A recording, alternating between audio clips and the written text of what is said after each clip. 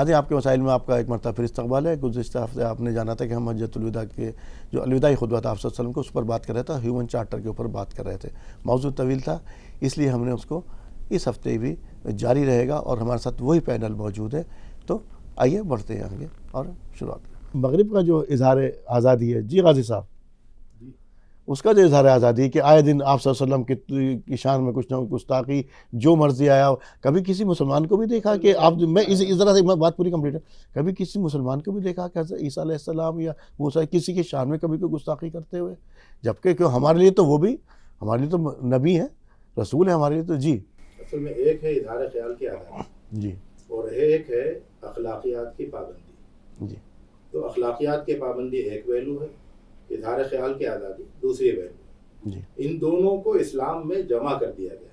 جی ٹھیک, مغرب میں یہ ہوا ہے کہ اظہار خیال کی آزادی تو ہے, لیکن اخلاقیات کی پابندی میں انہوں نے کچھ اخلاقیات کی پابندی کرتے ہیں. مثال کے طور پر یہ کہتے ہیں کہ تمہاری آزادی وہاں ختم ہو جاتی ہے اسٹک چھڑی گھمانے کی جہاں سے میری ناک شروع ہوتی ہے. تو اگر کوئی چھڑی گھماتے ہوئے سڑک پہ جا رہا ہے اور اس نے کسی کی ناک کو مار دیا, کسی کو زخمی کر دیا, تو وہاں پر اسی طرح سے جیسے گالی دینا ہے, گالی دینا جو ہے وہ خود ہندوستان کے قانون میں بھی اور مغربی قوانین میں بھی وہ جرم ہے. جی تو کچھ چیزوں میں وہ اخلاقیات کی پابندی کرتے ہیں, لیکن کچھ چیزوں میں وہ اخلاقیات کو پامال کر دیتے ہیں. جیسے مقدس شخصیات کی بات ہے, یعنی وہ تو حضرت عیسیٰ کی بھی توہین کرتے ہیں. اللہ کے رسول صلی اللہ علیہ وسلم کی توہین کا تو ان کو خطرہ رہتا ہے کہ مسلمانوں کی طرف سے ریئیکشن ہوگا, لیکن وہ تو حضرت ابراہیم کی, حضرت عیسیٰ کی, حضرت موسیٰ کی, ان سب کی توہین کرتے ہیں اور کھل کر توہین کرتے ہیں. تو مقدس شخصیات جو ہے, مذہبی شخصیات خاص طور سے, کیونکہ مذہب کے سلسلے میں ان کا رویہ جو ہے وہ معاندانہ ہے, بیداری کا ہے, مذہب کو وہ ختم کر دینا چاہتے ہیں کسی بھی طرح سے. تو مذہبی شخصیات کی قدر کو وہ گھٹانا چاہتے ہیں اپنے مقاصد کے لیے. تو اس کے لیے وہ احانت کرتے ہیں, اور جہاں تک ان سے بس ہوتا ہے وہ سب کی احانت کرتے ہیں. جہاں تک کہ اظہار رائے کی بات ہے, اظہار خیال کی بات ہے, تو ہمیں یہ اچھی طرح سمجھنا چاہیے کہ اسلام میں اخلاقی حدود کے اندر رہتے ہوئے اظہار خیال کی پوری آزادی ہے. جی اظہار خیال کی پوری آزادی ہے, یہاں تک کہ یعنی اظہار رائے پر پابندی کون لگاتا ہے؟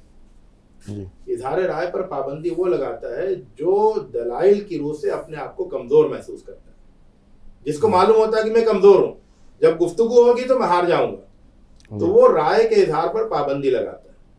لیکن جہاں تک اسلام کی بات ہے تو اسلام کو تو اپنے برحق ہونے پر پورا یقین ہے, اپنے دلائل کے طاقتور ہونے پر پورا یقین ہے.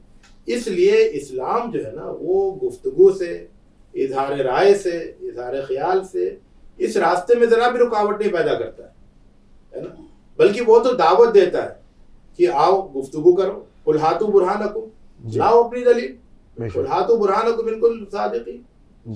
تو یہ بہت بڑا فرق ہے کہ وہ طبقات یا وہ گروہ جن کے مذہبی معتقدات کمزور بنیادوں پر ہیں, جیسے مثال کے طور پر عیسائی ہیں, وہ عیسائیت کے اوپر بحث نہیں کریں گے.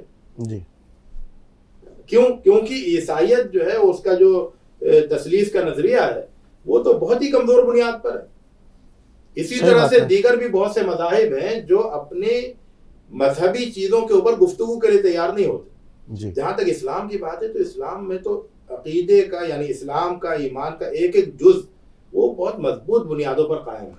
آپ نے کہا اسی وجہ سے اسلام میں اظہار رائے کی, اظہار خیال کی اور اس پر گفتگو کی پوری آزادی ہے, بلکہ اس کے لیے موٹیویٹ کیا جاتا ہے. اس کے لیے کچھ حدود قائم ہے, حدود اللہ تعالیٰ نے جو حدود بھی قائم کی ہیں اس کے لیے حدود بھی قائم ہے. وہ حدود کیا ہیں اس پہ جاؤں گا. ابھی آپ نے کہا کہ جو کمزور لوگ ہوتے ہیں وہ اظہار رائے پر یا اس پر پابندی لگاتے ہیں, جو دلیل میں کمزور ہوتے ہیں شمشید وہ پابندی لگاتے ہیں. ماشاء اللہ سے دلیل میں اسلام مضبوط جو ہوتے ہیں وہ تو دعوت دیتے ہیں. حقیقی مذہب ہے, اس کے بارے میں کوئی شک و شبہات کی بات نہیں. ہمارے پاس تو کوئی کمزور دلیل نہیں ہے. پھر ہمارے یہاں کہیں پر بھی 57-58 ملک ہیں جو کہلاتے ہیں اپنے آپ کو, کہیں اظہار رائے کی آزادی آپ محسوس کرتے ہیں؟ دیکھیے کس ضمن کھڑے ہیں آپ؟ یہی بہت اچھی بات آپ نے قدغن خود لگائی اور بہت اچھی لگائی کہ 57-58 ممالک ہمارے ہیں اور یہاں اظہار آزادی نہیں، مطلب اظہار خیال کی آزادی نہیں ہے۔ بات یہ ہے کہ جب ہم اظہار خیال کی بات کرتے ہیں تو یہ ان ٹوٹو نہیں ہوتا، مکمل طور پہ نہیں ہوتا کبھی بھی، ہے نا، کہ ہم جو چاہیں بول دیں۔ جیسا کہا بھی گیا کہ کچھ اخلاقیات کی پابندیاں ہوتی ہیں، کچھ آپ نے اپنے اوپر، آپ جائیں گے تو آپ کو تجربے میں بات آئے گی کہ اچھا یہ آزادی تو ہے لیکن اس دائرے میں ہے۔ آزادی کا بھی ایک دائرہ ہوتا ہے نا۔ تو جیسا آپ نے کہا کہ اب لوگوں نے، کوئی بھی آدمی، کوئی بھی سسٹم، کوئی بھی حکومت یہ نہیں چاہتی کہ اظہار آزادی کا مطلب کہ کوئی کھل کر ہمیں پلٹنے کی کوشش کرے۔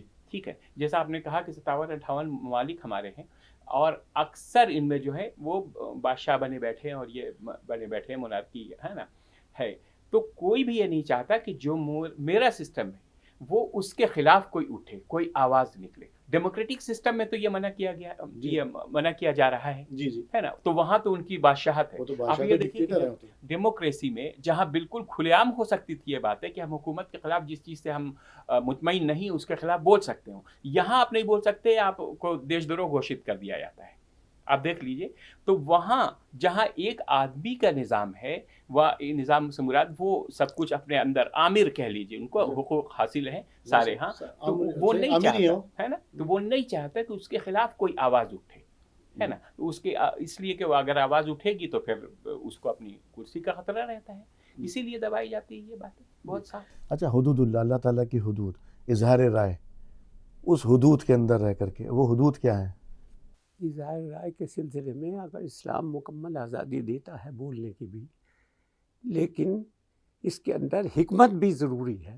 مثلا ہم ایک آدمی کو دیکھ رہے ہیں کہ وہ برائی کے اندر ملوث ہے، فرض کر لیجیے ڈاکو ہے وہ، اور ہم اس کو سر راہ ویسے ہی فوراً کہہ دیں تو تم ڈاکہ ڈالتے ہو، یہ بہت غلط بات ہے، تو ظاہر ہے وہ ناراض ہو جائے گا۔ تو اگر ہم حکمت کا تقاضا یہ کریں، اس کا لحاظ کریں کہ اس کو الگ بلا کر کہیں کہ بھئی یہ کام جو تم کر رہے ہو یہ غلط ہے، تو اس کو پر زیادہ اثر ہوگا۔ ہم یہ کرتے ہیں کہ اعلان سب کے سامنے کر دیتے ہیں اور بات صحیح ہوتی ہے، بعض لوگ ایسے ہوتے ہیں، فرضاً کسی عالم کے اوپر ہم نے کر دیا، کسی اور شخص کے اوپر ہم نے صاف بات کہہ دی، اس کو تم ایسے ہو اور ایسے ہو، اور واقعی اس کے اندر یہ بیماری بھی ہے، یہ برائی ہے اس کے اندر۔ تو اس کا مطلب یہ ہے سب کے سامنے کہنے میں کہ ہم اس کی اصلاح نہیں چاہ رہے، ہم اس کو تذلیل کر رہے ہیں، ہم اس کی انسلٹ کر رہے ہیں، تو ظاہر ہے کہ ریئیکٹ کرے گا۔ تو اس لیے اس بات کا تقاضا ہے اور یہ بات ضروری ہے کہ حکمت کا لازمی طور پر خیال رکھا جائے، اور اگر حکمت کا خیال نہیں رکھا جائے گا تو اس کو مطلب یہ ہے کہ اظہار خیال کی آزادی کے معنی نہیں جانتے۔ اظہار خیال تنقید نہیں، مقصد اصلاح ہونا چاہیے۔ بلکہ آپ دیکھیے، میں اتنی سی بات اس میں ایڈ کروں گا آپ کی بات میں کہ حضور اقدس صلی اللہ علیہ وسلم تو آپ کہتے کہ کیا ہو گیا ہے کچھ لوگوں کو کہ ایسا کر، جس کے ہوتا تھا وہ سمجھ جاتا تھا کہ ہمیں اصلاح کی ضرورت ہے، کیا کرنی چاہیے۔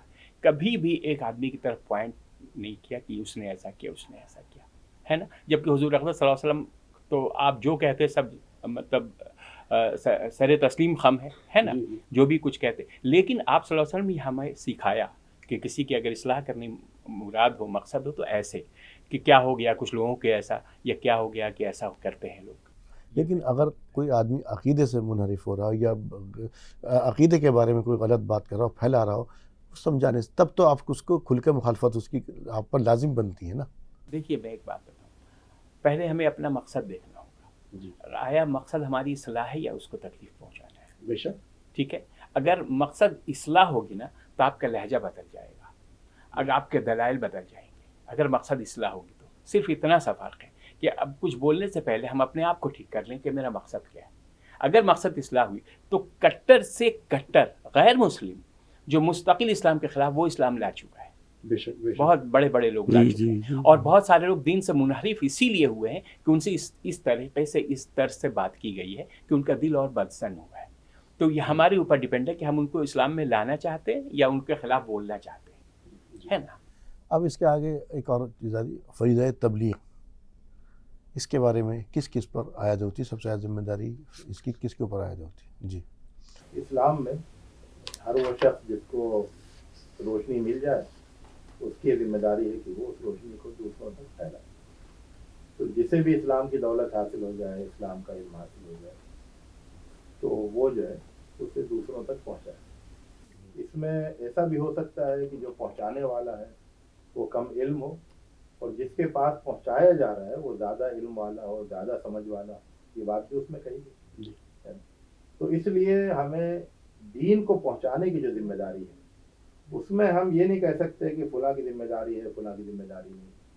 ذمہ داری کم زیادہ ہو سکتی ہے، ظاہر سی بات ہے کہ جو کسی کے پاس اقتدار ہے اس کی ذمہ داری زیادہ ہوگی، اس کی ذمہ داری سب سے زیادہ ہوگی۔ کسی کے پاس علم ہے اور پیش کرنے کا سلیقہ ہے تو اس کی ذمہ داری بھی بہت زیادہ ہوگی۔ لیکن ایک عام آدمی جس نے حقیقت کو سمجھ لیا ہے، اگرچہ وہ پڑھا لکھا نہیں ہو، اگرچہ وہ بہت بڑا عالم یا بہت بڑا صاحب اقتدار نہیں ہو، تب بھی اس کی بھی ذمہ داری ہے۔ اور صحیح بات یہ ہے کہ اسلام کا پیغام ایسے بہت سے لوگوں کے ذریعے سے پہنچا ہے جو نہ عالم تھے نہ حاکم تھے، وہ عام آدمی تھے، لیکن انہوں نے اسلام کو قبول کیا، اسلام کو اپنے عمل میں اتارا، اپنے عمل کو اسلام کے مطابق بنایا، اور اس کے بعد پھر انہوں نے قولی اور عملی دونوں گواہی دی جا کر۔ تو ان کے نتیجے میں بہت بڑی تعداد میں بہت زیادہ لوگوں نے جو ہے اسلام کو قبول کیا۔ تو اس لیے جو دین کی تبلیغ کی ذمہ داری ہے وہ ہر مسلمان پر عائد ہوتی ہے، اور یہ جو خاص طور سے خطبہ حجۃ الوداع ہے نا، یہ دین کی تبلیغ کا ایک بہت اہم سامان ہے۔ بے شک بے شک، کیونکہ اس میں کیا ہے، اسلام کا جو حسن ہے وہ ابھر کر سامنے آتا ہے۔ اسلام کی بیوٹی کیا ہے؟ اگر آپ کسی کو یہ سمجھانا چاہیں کہ اسلام ایک بہت ہی بیوٹیفل ریلیجن ہے، بہت ہی پیارا مذہب ہے، تو آپ اس کو خطبہ حجۃ الوداع کی صرف تعلیمات بتا دیں، جیسے کہ اللہ کے رسول صلی اللہ علیہ وسلم نے انسانوں کو یا ایھا الناس، خاص بات ہے یا ایھا المسلمون نہیں کہا، یا ایھا الناس کہا کہ اے سارے لوگوں۔ تو سارے لوگوں کو جو تعلیمات بتائیں اس خطبے میں، وہ تعلیمات اتنی بیوٹیفل ہیں، اتنی خوبصورت ہیں کہ اگر ایک صاف ذہن رکھنے والے انسان کے سامنے وہ رکھ دی جائیں تو کہے گا کہ یہ تو بہت اچھا مذہب ہے، بہت اچھی تعلیم ہے۔ تو ان تعلیمات میں سے ہر تعلیم پکار کر کہہ رہی ہے کہ یہ بہت اچھے مذہب کی تعلیم ہے۔ تو یہ جو اسلام کا جو حسن پیش کرنا ہے نا، ہم اسلام کی دعوت کا مطلب الگ الگ طرح سے سمجھا جاتا ہے نا، لیکن اصل دعوت جو ہے وہ ہے اسلام کا حسن سامنے لے آؤ۔ پورا لب و لباب صلی اللہ علیہ وسلم کی 23 سالہ محنت شاقہ جو تھی، اس کا جو ہے جس کے اندر بہت بڑے بڑے مشکلات سے بھی گزرے، وہ جو مختصر اس میں آپ صلی اللہ علیہ وسلم نے جو خطبہ دیا اس کے اندر بتا دیا تھا۔ اب اسی کے اندر تبلیغ کی بات ہوئی، تو جاوید صاحب جو آدمی، میں نے کہیں سے کوئی بات سنی، اب وہ مجھے ظاہر سی بات ہے، یہ تو آپ صلی اللہ علیہ وسلم نے بھی کہا کہ جس نے جتنی چاہے ایک آیت ہی سنی وہ کسی دوسرے تک پہنچانے اس کا حق بن گیا اور پہنچا دے، لیکن اس کی تصدیق کرنا کہ جو بات میں سن رہا ہوں وہ صحیح ہے پہنچانے سے پہلے کتنا ضروری؟ دیکھیے، بعض لوگ بلغو انی ولو آیا، تم پہنچا دو چاہے ایک ہی آیت کیوں نہ ہو۔ تو ایک بات تو پہنچانے والے کی ذمہ داری یہ ہے کہ وہ خود بھی پہلے تحقیق کر لے۔ عام طور سے ہمارے پاس یہ ہوتا ہے کہ لوگ قرآن کا حوالہ دیتے ہیں، تو قرآن کے اندر یہ ہے کہ زمین فتنہ ہے، عورت فتنہ ہے، یہ بات کہہ دیتے ہیں لوگ بغیر تحقیق کے۔ تو جو لوگ پہنچا رہے ہیں تو ان کو ایک بات تو تصدیق کر لینی چاہیے، ورنہ وہ غلط بات پہنچا رہے ہیں۔ دوسری بات یہ ہے کہ چاہے وہ عالم ہو یا کم علم رکھتا ہو یا بالکل علم نہ رکھتا ہو، وہ لوگ اگر عمل کر کے دکھائیں تو اس کے اوپر زیادہ اثرات ہوتے ہیں۔ اور عمل کرنے کے اندر بھی ایک بات یہ ہے کہ ایک آدمی غیر مسلم سوسائٹی میں رہ رہا ہے، اس کے عمل بہت اچھے ہیں، تو اب لوگ یہ کہہ رہے ہیں کہ مسلمان تو ایسے ہوتے نہیں، تم بہت اچھے ہو، تو آدمی کہتا ہے کہ یعنی خوش ہوتا ہے دل میں۔ تو اس کو اسلام کی طرف موڑنا چاہیے کہ اگر میرے کچھ باتیں اچھی تمہیں محسوس ہو رہی ہیں نا، یہ میری اپنی دین نہیں ہے، اسلام کے دین ہے، اسلام کے اصول ہیں، اس لیے یہ آپ کو اچھے لگ رہے ہیں تو آپ اسلام پڑھیں، تو اس کا کریڈٹ اسلام کو دینا چاہیے۔ جیسے ابھی جاوید صاحب نے بڑی اچھی بات کہی کہ زمین فتنہ اور اس کے بارے میں کلام پاک میں کہہ دیا کہ اولاد بھی فتنہ۔ اگر میں اتنی سی بات لے کر کے جی اولاد فتنہ ہے، بس اتنی سی بات لے کر کے پہنچاؤں گا، اس کے کتنے مضر اثرات پڑیں گے اور ہم کہاں کھڑے ہوں گے۔ آدھی ادھوری بات پہنچانا بغیر تحقیق کے، اس کے نقصانات۔ میں بنیاد سے بات کروں. ہم نے فتنے کا مطلب یہی سمجھ لیا ہے کہ ایک غلط بات جو پھیلتی ہے اس کو فتنہ کہتے ہیں. فتنے کا مطلب آزمائش ہوتا ہے نا. جو آپ دیکھیں گے ڈکشنری میں جو معنی آتے ہیں فتنہ الذہب, چاندی کے خالص ہے کہ نہیں اس کو جانچنا, جانچ پرکھ آزمائش ہے نا. تو ایسی جب کوئی بات آتی ہے جس میں ہماری پرکھ ہوتی ہے کہ ہم اس پر کتنے اترتے ہیں, یہ جیسے کوئی برائی آئی تو ہم اس برائی سے بچنے کے لیے کتنا اپنے آپ کو مستعد رکھتے ہیں, تو اس لیے وہ میرے لیے ایک فتنہ جو گزر گئی. تو اس حساب سے جو کہا گیا کہ عورت کو بھی کہا گیا, بلکہ آپ فتنے کی بات کر رہے ہیں, قرآن میں تو کہا گیا عدو لکم, یہ تمہارے دشمن ہے. ان من اولادکم وازواجکم عدو لکم, ہے نا, وہ تمہارے لیے دشمن ہے. تو کیا مطلب وہ دشمن ہے؟ کہنے کا مطلب یہ ہے کہ کوئی بات ایسی نہ ہو تمہارے اس میں جو تمہیں اللہ کی عبادت سے یا اللہ کے حقوق کی سے روکے, ہے نا. اگر ان میں کچھ آ جائے تو ان کی اصلاح کر دو تاکہ وہ صحیح. اس کا مطلب یہ نہیں کہ وہ دشمن ہے ایسے لے کے اڑے, تب تو صحیح آپ نے فرمایا کہ جب تک اس کی تحقیق نہ کر لے. ایسے بھی میں ایک بات آپ کو بتا رہا ہوں, بس ایک بات, کہ قرآن میں کہا گیا ان جاءکم فاسق بنبأ فتبینوا, اگر کوئی ایسا آدمی جو تمہارے پاس کوئی خبر لے کر آئے تو اس کی تحقیق کر لیا کرو. یہ تو قرآن کی بات تھی, اور اس ایک آیت قرآن کی, اس کی تحقیق کر لیا کرو. ایسے بھی فتنے اکثر ایسے ہوتے ہیں, ہم نے ہیئر سی بس پر کچھ کہہ دیا, کہیں سے سنا اور کہیں اڑا دی بات کچھ نہیں تھی, اڑ گئی, ایک فتنہ ہو گیا, ہے نا. تو اس سے بچنے کی ضرورت ہے, اور اس کے لیے ضرورت ہے صرف یہی کہ ہم اپنے آپ کو ایک دائرے میں رکھیں کہ ہمیں کیا کرنا چاہیے. جی بھائی صاحب, جیسے بھی شمس صاحب کہہ رہے تھے, اور میں نے اس سے بھی یہ سوال کیا تھا کہ آدھی ادھوری بات پہنچانے کے نقصانات بغیر تحقیق کے, اور جس نے سنا ہے وہ آگے پہنچانے سے پہلے, اس دونوں کے لیے تحقیق کتنی ضروری ہے, ورنہ اس کے نقصانات. اصل میں کیا ہے نا کہ ہم جو ہے وہ ہمیں کیا پہنچانا ہے اور کیا پہنچانے لگتے ہیں. ہمیں تو اصل میں پہنچانا کیا ہے, جو دین کی بنیادی باتیں ہیں, ہے نا, وہ ہمیں پہنچانی ہے. جی. اور اس کے بجائے ہم کیا کرتے ہیں کہ چھوٹی چھوٹی باتوں میں پھنس جاتے ہیں, الجھ جاتے ہیں, اور وہاں پر ہمارا علم بہت محدود ہوتا ہے. تو اس لیے پھر ہم وہاں پر بسا اوقات غلط ترجمانی کر دیتے ہیں. تو اگر کم سے کم لوگوں کو یہ شعور ہونا چاہیے دین کی تبلیغ کے سلسلے میں کہ دین کی جو بنیادی تعلیمات ہیں جن میں کوئی الجھاؤ نہیں, کوئی الجھنے کا مسئلہ نہیں ہے, یعنی یہ اختلافی مسائل جو ہیں ان سے درگریز کریں. دین کی بنیادی تعلیمات کی توحید, رسالت, آخرت, بے شک یہ پیغام انسانوں کے سامنے پیش کیا جائے. جی. اس کے بجائے ہم کیا ہے کہ جو جزوی مسائل ہیں وہ جا کے پیش کرنے لگتے ہیں. تو پھر جزوی مسائل میں پھر بہت سارے آگے پیچیدگیاں آتی ہیں. وہ کہتے ہیں یہ صحیح ہے, وہ کہتے ہیں یہ صحیح. تو جزوی مسائل کے بجائے جو دین کے بنیادی اصول ہیں, بنیادی باتیں ہیں, وہ انسانوں کے سامنے پیش کی جائے, اور باقی پھر وہ مطالعہ کریں گے اور چیزیں سیکھیں گے. وہ کہتے ہیں یہ صحیح. تو جزوی مسائل کے بجائے جو دین کے بنیادی اصول ہیں, بنیادی باتیں ہیں, وہ انسانوں کے سامنے پیش کی جائے, اور باقی پھر وہ مطالعہ کریں گے اور چیزیں سیکھیں گے. جی. تو جو جزوی باتیں ان کے لیے آپ ریفر کریں پڑھنے کی چیزوں کو, اور جو بنیادی باتیں وہ آپ پیش کریں. جی. اللہ کے رسول صلی اللہ علیہ وسلم نے فرمایا کفا بالمرء کذبا ان یحدث بکل ما سمع. جھوٹے ہونے کے لیے یہ بات بالکل کافی ہے کہ ایک آدمی سنی سنائی بات کو ویسے ہی دہرا دے. یعنی جب تک کہ آدمی تحقیق نہ کر لے تب تک اس کو زبان نہیں کھولنی چاہیے, ورنہ ہم وہ جھوٹا قرار پائے گا. تو کتنی بڑی تنبیہ ہے اس میں کہ آدمی بغیر سوچے سمجھے, بغیر تحقیق کی دہراتا پھرے. فلاں آدمی نے ایسا کہہ دیا, بس اس کو فلاں ایسا ہے, فلاں ایسا ہے, فلاں ایسا ہے.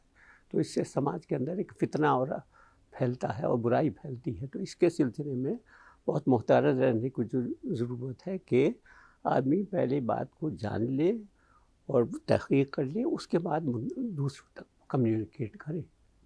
جیسے بھی بھائی صاحب کہتے ہیں جزوی مسائل میں ہم الجھ کر کے رہ جاتے ہیں, اور اسی کے نتائج میں ہم دیکھ رہے ہیں کہ بہت زیادہ ہمارے جو ہے ہم فرقوں کے اندر بڑھتے چلے گئے. جو ایک امت کا تصور تھا وہ تو ہمارے اندر سے نکل گیا. جو باتیں پہنچانے کی وہ تو ہم پہنچا رہے نہیں ہیں اس کے اندر. تو اس سے جو نقصانات ہو رہے ہیں اس کے اندر, اس سے بچنے کے لیے. اچھی بات آپ کہہ رہے ہیں کہ مذہب کی جگہ مسلک کی تعلیم دے رہے ہیں. ہاں صحیح بات ہے. مذہب بہت آسان ہے. جی. مذہب بہت آسان ہے. اللہ اور اللہ کے رسول کی بات ماننے کا نام مذہب ہے. اور آپ یقین مانیے کہ اگر بنیادی باتوں پر آ جائے قرآن و حدیث کی باتوں پر تو 99% مسائل تو ایسا ہی حل ہو جائیں گے اس کے. ٹھیک ہے. اب اس کے بعد رہے کہ جو جزوی مسائل ہیں ظاہر ہے اس میں علماء ہمارے ایک رائے پر نہیں ہوتے ہیں, ہے نا. 1000 آدمی کی 1000 رائے ہوتی ہے, تو جو جنرل سطح کے لوگ ہیں یا 4 بات پڑھ لیں گے ان کے اندر تو زیادہ ہی ہیجان بھی ہوتا ہے اور بتانے کا یہ بھی ہوتا ہے کہ ہم زیادہ صحیح ہیں. تو اس چیز کو علماء کی سطح تک رہنے دیں. بالکل, اس میں علماء کی سطح تک رہنے دیں, جزوی مسائل کو علماء کے حوالے کریں, ہے نا. وہ ویسے علماء مطلب جو مقتدر علماء جو علماء بھی ہم مطلب قوم کیا چیز ہے, قوموں کی امامت کیا ہے, یہ کیا سمجھیں یہ ایک دوسرے پر کفر کے فتوے عائد کر رہے ہوں, جبکہ آپ صلی اللہ علیہ وسلم نے کہا کہ کسی کافر کو بھی کافر نہ کرو, اور ایمان والے پر کفر کے فتوے عائد کرتے ہیں. امام ہونا چاہیے, اور جو علماء ہیں وہ عالم رہیں, باقاعدہ بعمل عالم رہیں, ہے نا. تو ان کے پاس جا کر کے بہت ساری باتیں ایسے صاف ہوتی ہیں جو ظاہر ہے کہ آدمی مطالعہ کرنے کے بعد ایک زمانے تک جو آدمی مطالعہ کر چکا ہے اس کا مقابلہ 2 دن کے مطالعے والے سے تو نہیں کیا جا سکتا نا. صحیح بات ہے نا. تو جو ہمارے علماء ہیں, جو مقتدر علماء ہیں, ان پر جو ہمارے بالرسوخ لوگ ہیں عالم ہیں, ان کی طرف بات کو جزوی مسائل ڈالنے چاہیے, اور موٹی موٹی باتیں سب کو پہنچانا چاہیے. جیسے اچھائی کرو, ہے نا. الدین والنصیحہ, دین اچھائی کا نام ہے. اچھائی کرنے کی تعلیم یا اسلام کی جو خصوصیات ہیں ان کو سب کو بتانا چاہیے. شمشید صاحب, پھر آپ کے پاس آ رہا ہوں. یہ موجودہ یہ تمام تر چارٹر آپ صلی اللہ علیہ وسلم ہمیں دے کر کے گئے تھے, اور یہ ہمارے لیے اس وقت تمام تر چیزیں مثالی اور سب کچھ ہم سب کو کہتے بھی ہیں, اب کہہ بھی رہے ہیں. بہت سارے تو ہمارے عوام جو ہے اس کو جانتے بھی نہیں عام طور سے. اتنے سارے اس میں جتنے بھی ہمارے ممالک ہیں یا کہیں پر بھی آپ کہیں اس منشور کو قائم یا لاگو یا کہیں پر انہوں نے امپلیمنٹ کر رکھا ہو, آپ کو دکھائی دے رہا, کہیں لگ رہا ہے اس کا امپلیمنٹیشن ہے؟ دیکھیے بہت الگ بات ہے, حقیقت ہے. یہ کینوس اس کا بہت بڑا ہے, لیکن آپ یکسر مسترد بھی نہیں کر سکتے. نہیں, یکسر مسترد نہیں کریں. ظاہر ہے انسان ہے, اور اس کو امپلیمنٹ کرنے میں جتنا اپنے اوپر زور دینا پڑتا ہے, جتنا اپنے اوپر نافذ کرنا پڑتا ہے, انسانی کمزوری کے بنیاد پر بہت جگہ بہت ساری چیزیں نافذ نہیں ہیں, بہت ساری چیزیں نافذ ہیں, ہے نا. بہت ساری الحمدللہ ہماری ملت میں ہمارے گورے کالے کا کوئی اختلاف نہیں ہے. ٹھیک ہے. میں آپ سے ایک بات بتاؤں کہ ویسٹ میں اس وقت سنیے گا, اس وقت میں گورے اور کالے کا اختلاف نہیں ہے ہمارے اپنے ملت میں. عام طور سے پوری دنیا میں جہاں بھی جاتے ہیں ایک مسلمان کو, آپ رنگ کی بات کر رہے ہیں گورے کالے کی, تو اگر گورے کالے کا نہیں ہے تو یہاں نسلی اتنا اختلاف ہے جس سے اتنا امتیاز ہے جس سے کچھ نہیں دور کیا جا رہا ہے. بحیثیت مجموعی, ہاں یہ بحثیتی مجموعی بالکل درست کہا, ایسا کچھ نہیں ہے. لیکن انسانی کمزوری کی بنیاد پر بہت ساری چیزیں ایسی ہیں جن پر ہمیں زور دینے کی ضرورت ہے اور پورے طریقے سے اس پر آنے کی ضرورت ہے. منشور اتنا جامع ہے اصل میں. یہ منشور, ایک بات آپ سے کہہ دیا گیا کہ آپ دوسرے کے حقوق کا پاس و لحاظ رکھیں. اب دوسرے کے حقوق کوئی ایک تو نہیں ہے نا. حضور اکبر صلی اللہ علیہ وسلم کی حدیث ہے کہ ایک مسلمان کے دوسرے مسلمان پر یہ حقوق ہے, یہ حقوق ہے. آپ نے کہا ابھی وراثت کے جو حقوق ہیں, آپ نے بھی بتایا ایک دوسرے کا احترام, ایک دوسرے کی برائی نہ کی جائے, یہ تمام حقوق میں شامل ہے نا.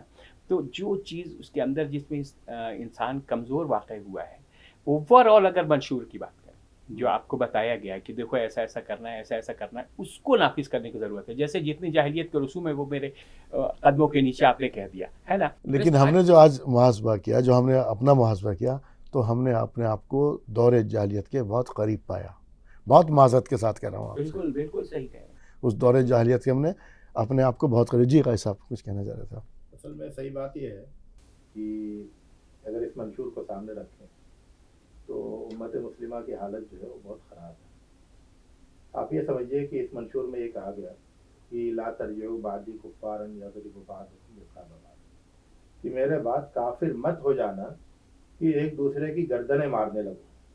جی, ہے نا. یہ حکم اس میں دیا گیا, خود حجۃ الوداع میں کہا گیا. اب آپ اس وقت دیکھیے کہ پوری دنیا میں آپس میں قتل و خون کا بازار کہاں گرم ہے, ایک دوسرے کا خون بہانا یہ سب سے زیادہ کہاں پر ہو رہا ہے. اگر آپ دیکھیں گے تو آپ کو یمن میں ملے گا, آپ کو سیریا میں ملے گا, آپ کو لیبیا میں ملے گا, آپ کو عراق میں ملے گا, آپ کو افغانستان میں ملے گا, آپ کو پاکستان میں ملے گا, آپ کو بنگلہ دیش میں ملے گا, وہاں پر آپ کو مطلب صومالیہ میں ملے گا آپ کو. تو اور اس کے ایسا لگتا ہے کہ جیسے جو اسلامی دنیا ہے وہاں پر سب ایک دوسرے کا خون بہانے کو تیار ہے. جو غیر اسلامی دنیا ہے جس کے ہم ابھی مختلف پہلوؤں سے اس کے عیب نکال رہے ہیں، اور وہ ظاہر اس میں بہت سی برائیاں ہیں، لیکن آپ یکجا ہے، یورپ یکجا ہے. وہی میں کہہ رہا ہوں، انہوں نے کیا کہا تھا ابھی آپ کو ذرا سا؟ امریکہ میں خون خرابہ نہیں ہو رہا ہے، آسٹریلیا میں خون خرابہ نہیں ہو رہا ہے. انہیں اتنی فکر ہے. غازی صاحب کو معذرت روک رہا ہوں، اس کے اندر معلوم ہے کتنا گندی رپورٹنگ کی تھی اس نے کہا تھا یہ وہ لوگ ہیں، اس نے کہا تھا یہ وہ لوگ نہیں ہیں دوسری دنیا کے افریقہ کے لوگ نہیں ہیں، یہ لوگ وہ ہیں، ان کے بلانڈ ہیئر، بلو آئیز، یہ وہ لوگ ہیں. سمجھے؟ انہیں اس کی فکر تھی اس جنگ کو روکنے کی، اور ہم ایک دوسرے کی گردنیں کاٹ رہے ہیں. ابھی ایک جنگ چھڑی ہوئی ہے جس کو روکنے کے لیے سب لوگ کوشش کر رہے ہیں، ہے نا؟ تو رکنی چاہیے جنگ کی، ہم یہ بھی نہیں کہہ رہے، حقیقت بات ہے انسانی خون جہاں بھی کہیں بہے. یہ سب لوگ کوشش کر رہے ہیں، لیکن برسہ برس تک افغانستان میں لوگ ایک دوسرے کا خون بہاتے رہے، یمن میں ایک دوسرے کا خون بہاتے رہے، سیریا میں بہاتے رہے، اور جہاں پر خون نہیں بہا رہے ہیں وہاں خون بہانے کے لیے تیار بیٹھے. وہ تو پابندیاں اس وجہ سے نہیں بہا رہے. یہ ہیومن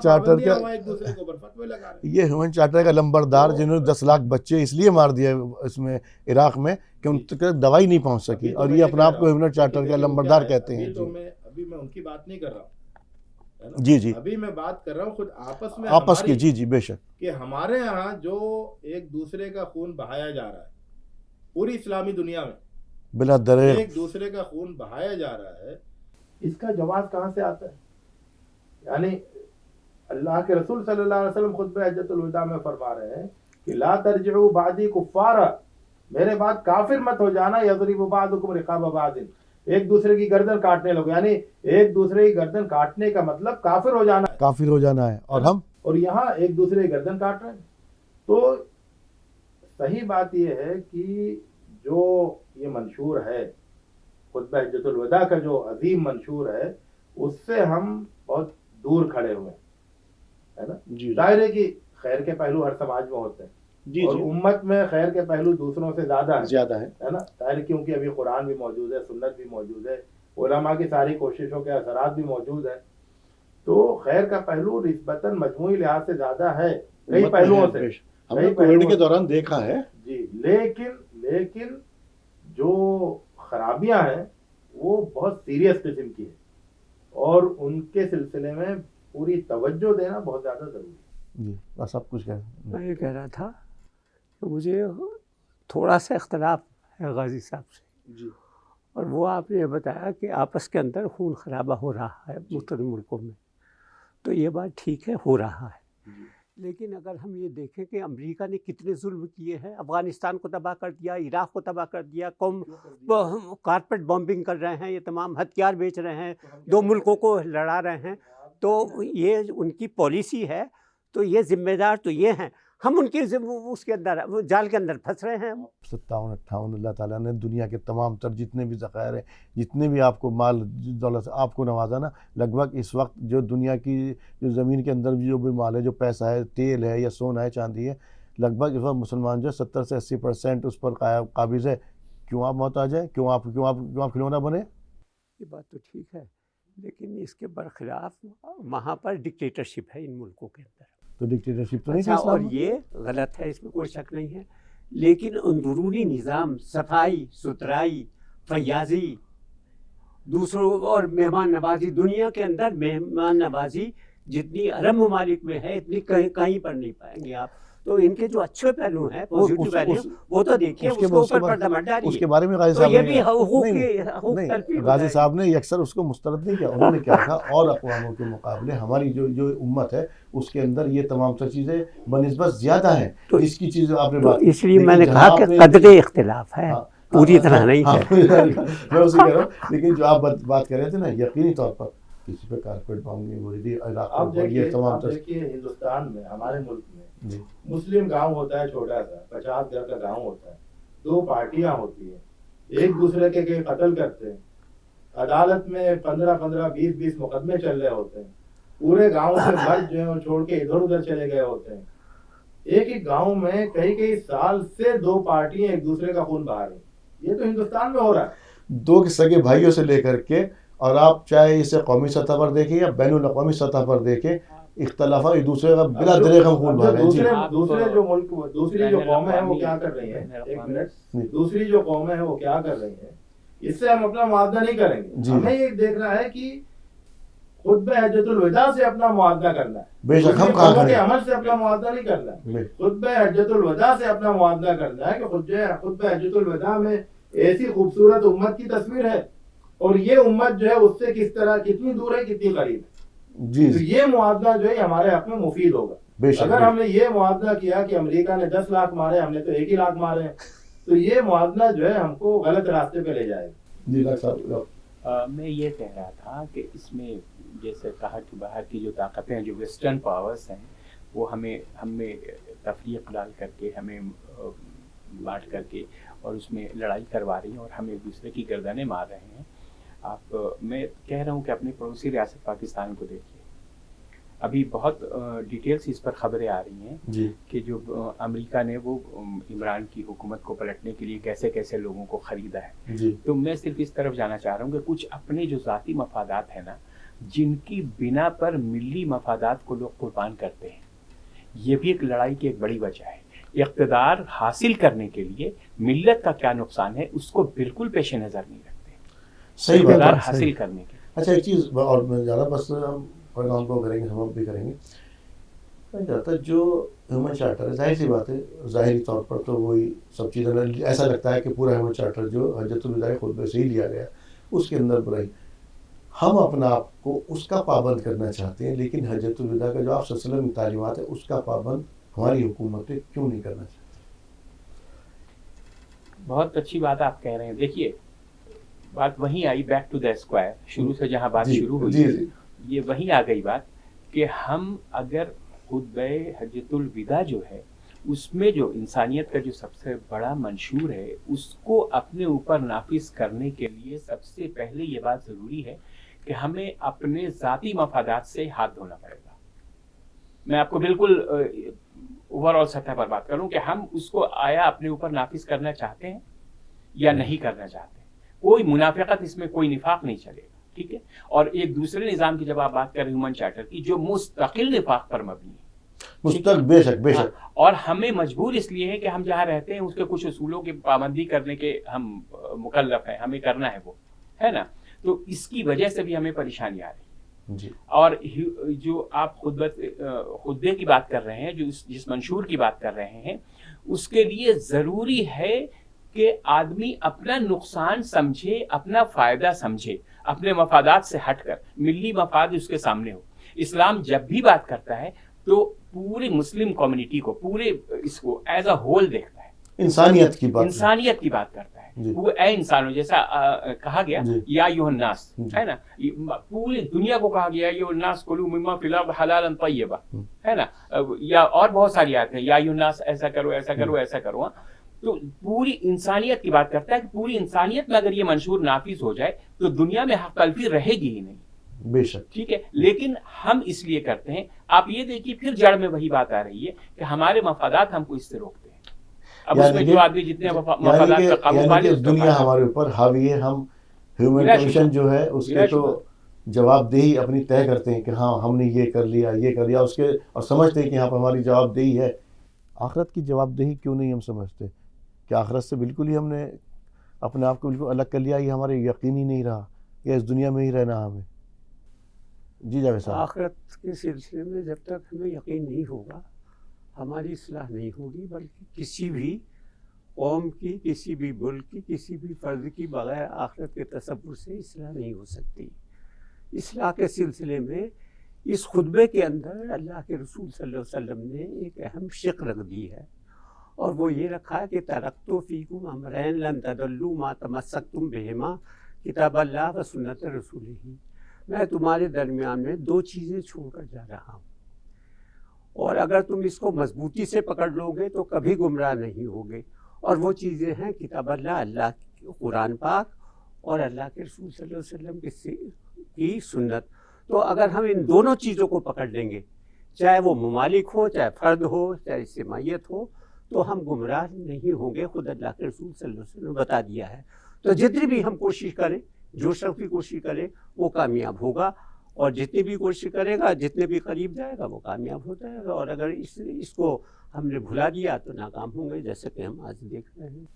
بھائی صاحب، کیا آخرت سے ہماری غفلت کتاب اللہ سے، اللہ تعالیٰ کی جو کتاب قرآن سے دوری اور سنت سے دوری کے اسباب ہی ہیں کہ ہم اپنی جواب دہی، جیسے میں نے بیچ میں بھی کہا، جس انسانوں نے جو وہ ہیومن رائٹ کمیشن بنایا اس کے لیے تو ہم جواب دہی اپنی طے کرتے ہیں ہمارے یہاں یہ نہیں، اس پہ تو ہم آرگومنٹس بھی کرتے ہیں، لیکن اس کے لیے جو حجۃ الوداع کے موقع پر آپ صلی اللہ علیہ وسلم نے پورا منشور دیا، اس کی جواب دہی کب طے ہوگی اور کیسے کرنی ہوگی، کون کرے گا؟ بہت اچھا تھا۔ اصل میں کیا ہے کہ سب سے پہلے تو ہماری جو اپروچ ہے وہ درست ہونی چاہیے۔ جی کبھی کیا ہوتا ہے کہ ہم اسلامی تعلیمات کا موازنہ کرتے ہیں مغرب کے عمل سے، جی ہے نا، اور ہم یہ کہتے ہیں کہ دیکھو اسلام نے تو اتنی اچھی تعلیمات دے رہی ہے، مغرب میں اتنی برائیاں ہیں۔ تو تعلیمات کا موازنہ تعلیمات سے ہونا چاہیے، عمل کا موازنہ عمل سے ہونا چاہیے، کہ مغرب والوں کا اس وقت عمل یہ ہے، مسلمانوں کا عمل یہ ہے، ان دونوں کے بیچ میں آپ موازنہ کریں۔ اسلام کی تعلیمات یہ ہیں، مغرب کی تعلیمات یہ ہیں، ان کے درمیان موازنہ کریں تو وہ صحیح موازنہ ہوگا۔ جہاں تک میرا اپنا جائزہ ہے وہ یہ کہ جو حقوق انسانی کا عالمی منشور ہے وہ ایک منشور کی حیثیت سے اس میں خیر غالب ہے، جی اس میں زیادہ تر باتیں جو ہیں وہ اپریشیٹ کر کیے جانے کے لائق ہیں، جی ہے نا، اور اس کے اثرات دنیا پر پہلے سے بہتر پڑے۔ جی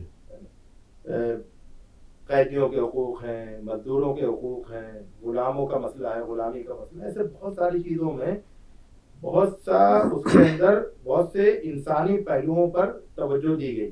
انہوں نے امپلیمنٹ کیا نا، ابھی بات تو سنیے۔ جی تو ایک ہے implementation کا مسئلہ، جی کہ انہوں نے اس کو امپلیمنٹ کرنے میں کہاں تک وہ کامیاب رہے، کہاں تک ناکام رہے، کہاں تک وہ سچے رہے، کہاں تک منافق رہے، لیکن جو انہوں نے بنایا اس کی کس شق سے ہمیں اختلاف ہے، کس شق سے اتفاق ہے، تو ہم یہ دیکھیں گے کہ اس کی بیشتر شقوں سے ہمیں اتفاق ہے، جی بیشتر سے۔ جی ادھر خطبہ حجۃ الوداع ہے، اس میں تعلیمات ہے، تو اب یہ جو تعلیمات ہے حجۃ الوداع کے خطبے کی، ہم نے امپلیمنٹیشن کے معاملے میں اس سے کتنے دور اور کتنے قریب ہیں۔ تو اگر ہمیں اللہ کی مطلب سب سے بڑا تو یہ ہے کہ اللہ کے دین کو جس پر ہم نے کوئی اختیار کیا ہے اس سے ہمیں محبت کتنی ہے۔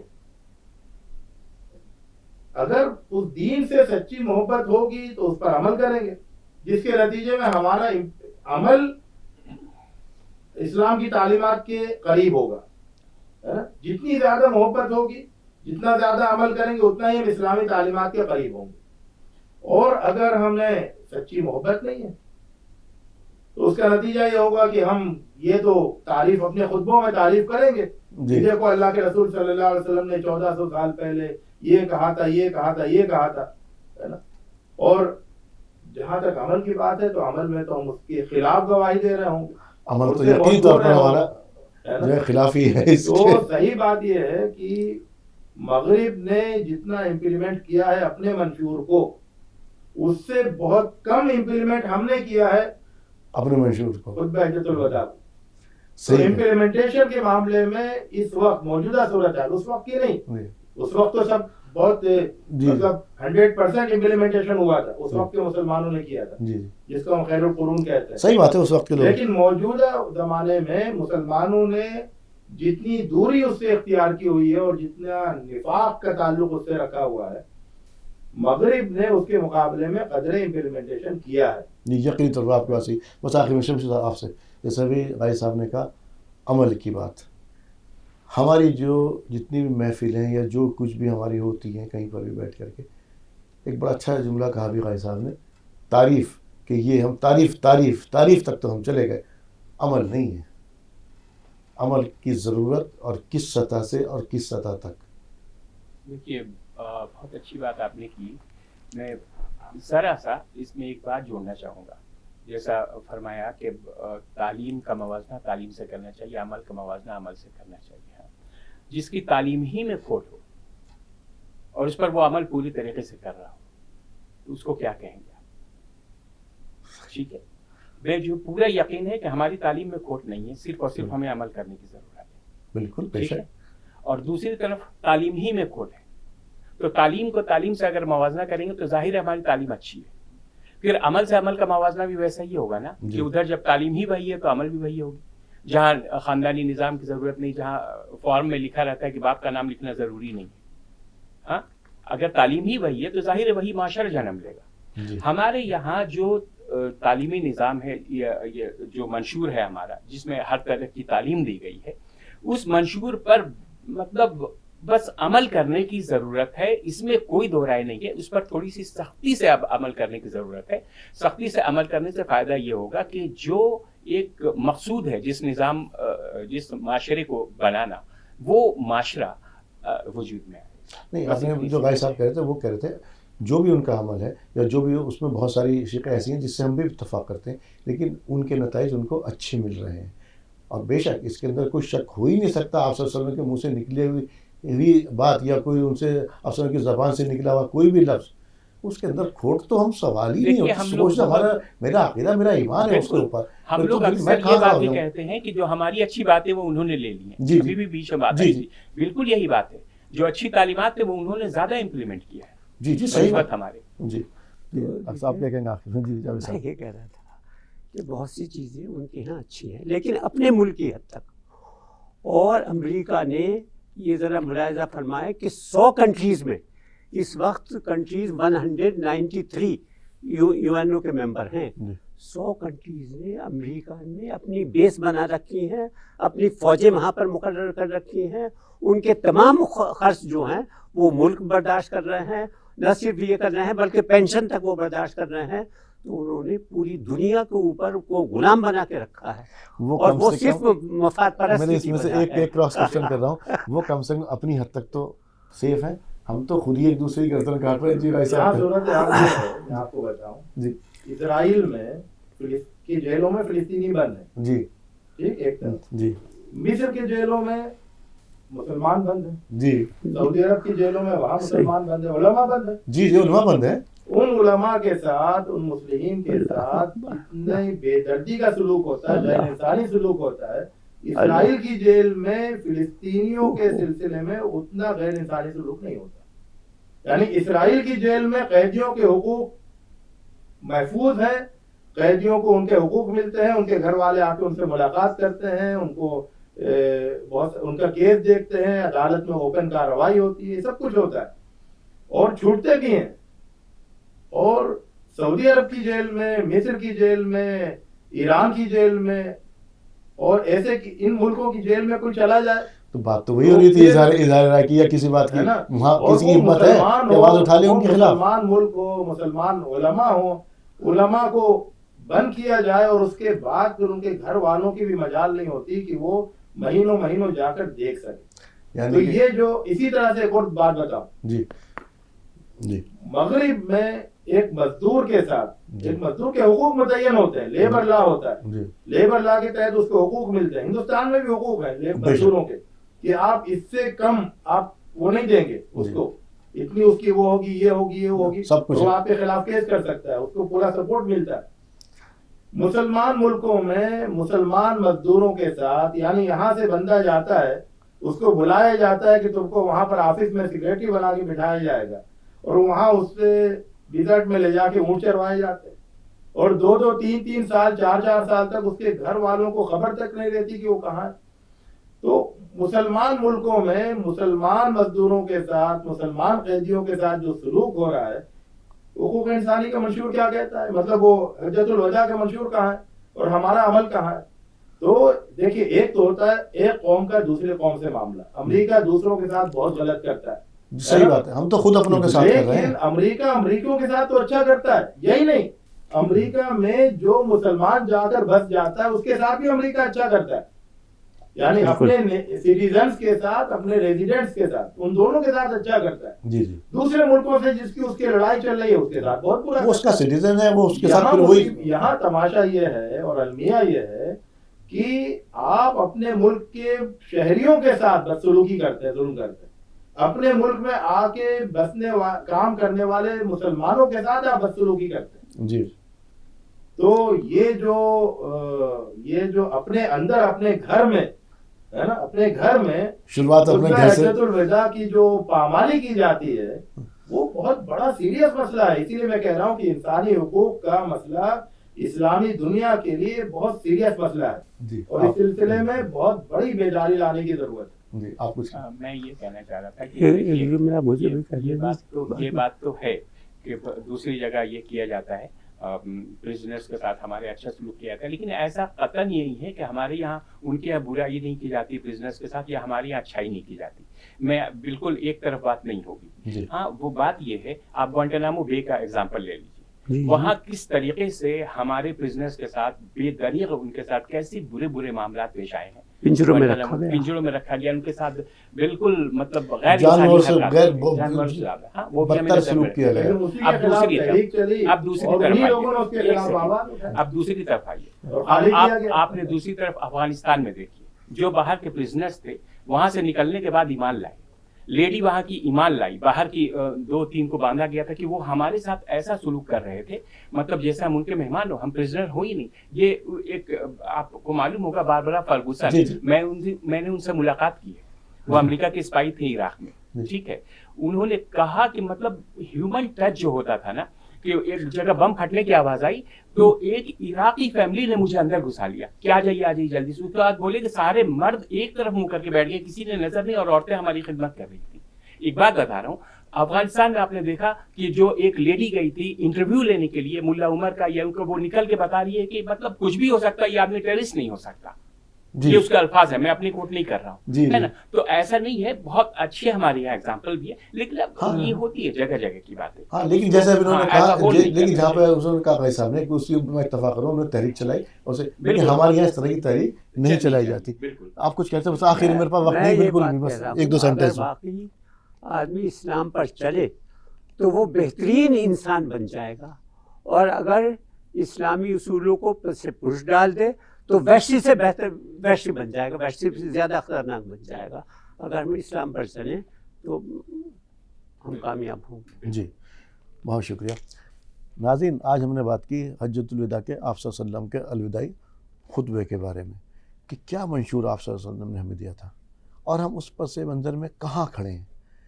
آپ چاہے انفرادی طور پر دیکھیے، گھر کی سطح پر دیکھیے، خاندانی سطح پر دیکھیے، اسٹیٹ کی سطح پر دیکھیے، قومی سطح پر دیکھیے، یا بین الاقوامی سطح پر دیکھیے، کہیں بھی ہمیں اس سے مواصلت نہیں ملتی، کہیں بھی وہ ہمیں رائج ہوتا ہوا نظر نہیں آتا. ہماری زندگی کتنی دور ہے اس سے.